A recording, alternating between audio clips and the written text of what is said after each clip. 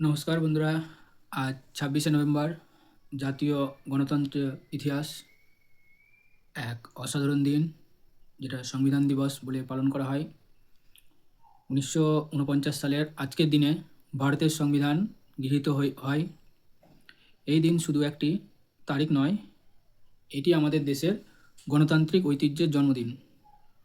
এই দিনটিকে আমরা অনেক নামেই চিনি: সংবিধান দিবস, কনস্টিটিউশন ডে।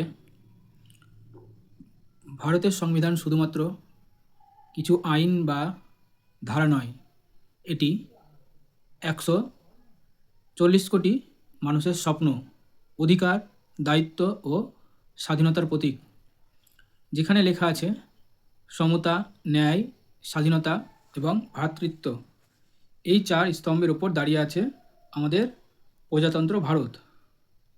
সংবিধান প্রণয়নের কাজে নেতৃত্ব দেন ডক্টর বি.আর. আম্বেদকর, যার সম্পর্কে আমরা যতই বলি না কেন কম হবে।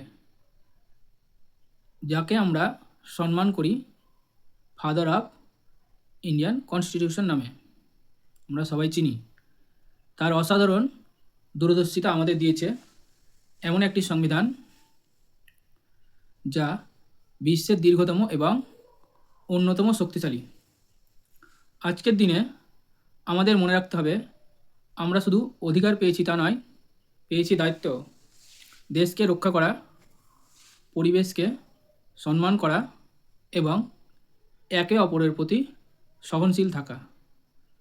সংবিধান শুধু বই নয়, এটি আমাদের দেশের আত্মা, এটি আমাদের একত্রে বেঁধে রাখার বন্ধন।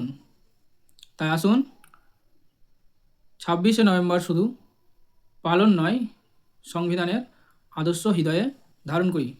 একটি শক্তিশালী, ঐক্যবদ্ধ, সমতার ভিত্তিতে গড়ে ওঠা ভারত গঠনে আমরা প্রতিজ্ঞাবদ্ধ হই। জয় হিন্দ, ধন্যবাদ, থ্যাংক ইউ।